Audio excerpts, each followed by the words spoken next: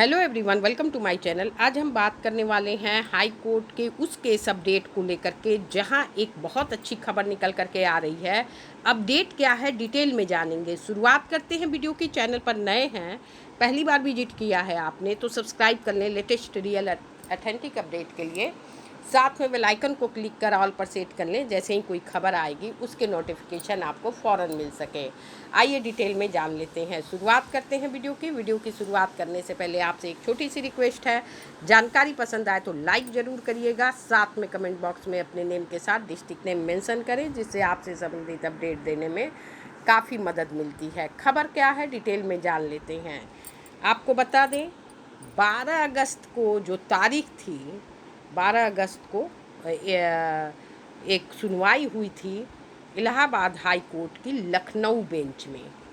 Fresh case जो डाला गया था, वो फ्रेश केस रामेंद्र यादव जी ने डाल रखा था। उस पर एक आर्डर जारी किया गया है, और वो आर्डर क्या है, बहुत ही अच्छा ये आर्डर आया हुआ है।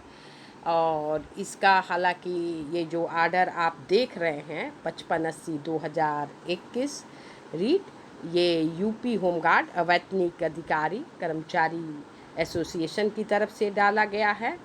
और इसका जो पूरा आदेश है, कोर्ट नंबर 17 में सुनवाई थी। इसका आदेश जो है हमने हिंदी इसका कर लिया है, हिंदी वर्जन कर लिया है।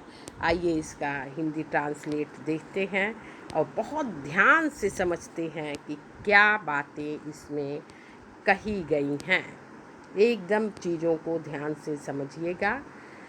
कोर्ट नंबर 17, पहले तो आप समझ लीजिए, कोर्ट नंबर 17 में ये मैटर जो है कोर्ट नंबर 17 में है।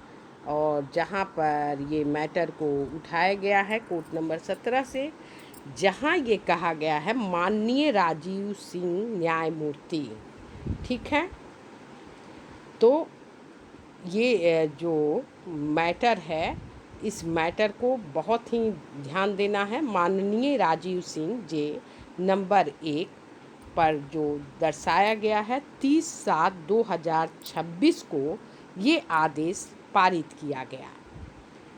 और इस आर्डर में क्या कहा गया है, बहुत ही अच्छा आर्डर इन्होंने लिख रखा है। इस आर्डर में नंबर 1 पर अशोक कुमार शुक्ला विद्वान एजी श्री संजीव सिंह विद्वान अतिरिक्त मुख्य स्थायी वकील राज्य की ओर से सहायता प्राप्त करने के अनुरोध पर, यहाँ पर ये कहा गया है अशोक कुमार शुक्ला जी के अनुरोध पर विद्वान एजी को राज्य के विद्वान एडवोकेट मुख्य स्थायी अधिवक्ता श्री संजीव सिंह की सहायता प्रदान की गई है। उनकी सहायता से सहायता प्रदान की गई है। ये बात नंबर 1 पर कहा गया है। नंबर 2 में क्या कहा गया है, नंबर 2 पर ये कहा गया है कि पूर्ववर्ती आदेश के अनुसार इस मामले को 12/8/26 को सूचीबद्ध करें। यानी 12/8/26 को जो पहले का आर्डर था नंबर 2 पर, इस केस में जो पहले के आर्डर के हिसाब से 12/8/26 को लिस्ट करें, ठीक है। यानी जिसकी तारीख 12 तारीख को थी, जिसकी लिस्टिंग थी, उस आर्डर को कहा गया है। यहाँ पर 3rd नंबर पर क्या कहा गया है, अगली सुनवाई की तारीख पर वर्दीधारी पुलिस संगठन की संरचना यानी ऑर्गेनाइजेशन का स्ट्रक्चर मांगा गया था। इस पर इस न्यायालय के समक्ष इसको रखा जाए।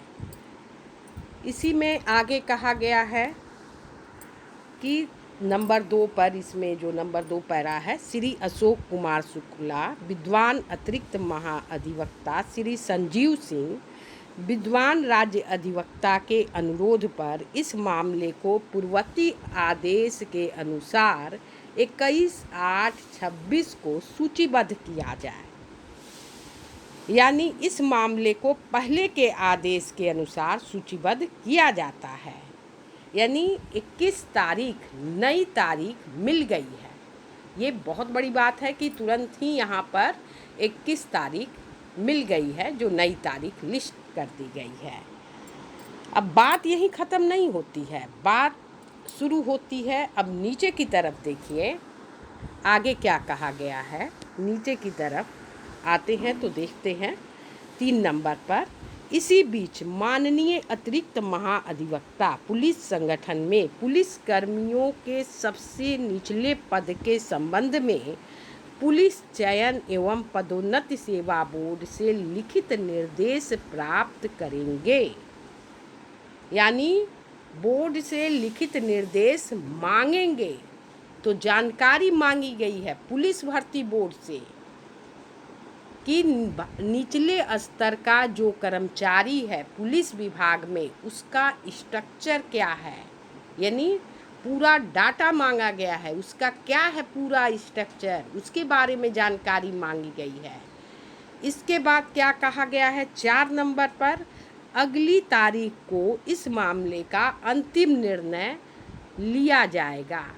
यानी ये जो नेक्स्ट तारीख है वो आखिरी फैसला होगा इस केस का। बहुत बड़ी बात कही गई है, आखिरी फैसला अगली तारीख पर, यानी 21/8/26 की जो तारीख लिस्ट की गई है अब वो दूर नहीं है। 15 अगस्त का ये जो आदेश है ये बहुत ही खुशी वाला आदेश है। 21 तारीख कोई ज़्यादा दूर नहीं है, ज़्यादा इंतज़ार नहीं करना पड़ेगा आपका। और चौथे पॉइंट में साफ साफ कह दिया गया है कि ये फैसला आखिरी होने वाला है। अब जो तारीख पड़ेगी, अब देखना ये है कि भर्ती बोर्ड से तो इन्होंने कह दिया है कि भर्ती बोर्ड में आप जानकारी इकट्ठी कीजिए और बताइए कि पुलिस कर्मी जो पुलिस विभाग है उसका निचला कर्मचारी है तो उसका स्ट्रक्चर क्या है, वो जानकारी मांगी गई है। बहुत बढ़िया आदेश जो जारी किया गया है। और अब इस केस से काफ़ी उम्मीदें हैं, कोई भी अपडेट इससे संबंधित आएगी तो आपको ज़रूर प्रोवाइड की जाएगी। एक कमेंट और एक लाइक ज़रूर करिएगा अगर वीडियो पसंद आता है। तो फिर मिलते हैं नेक्स्ट वीडियो में, तब तक के लिए thanks for watching, thank you so much.